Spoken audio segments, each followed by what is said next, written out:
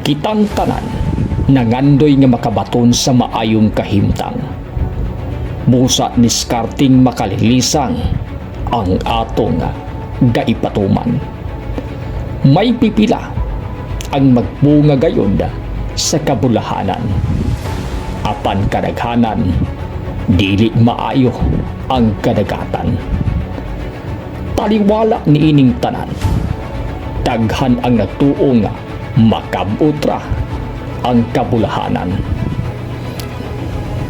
Dili man karon, dili man ugma, o dili usab sa sunod higayon. Apan sa insaktong panahon. Apan subo pabalandungon nga may mga tawong kanunay nga gadali. Gustong daling mo asinso, apan pinaagi sa dili maayo. Ang uban kanila daw gwapo kaayong mangistorya, matagbuhi sa mga pulong, bisan kamay pagduda, mawala gayon sa ibuha.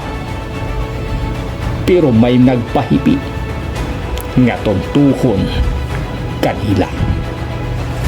Alang sa mga taong naglaraw, manunto sa ilang isig katao. Palihog lang, ayaw na kanag padayuna.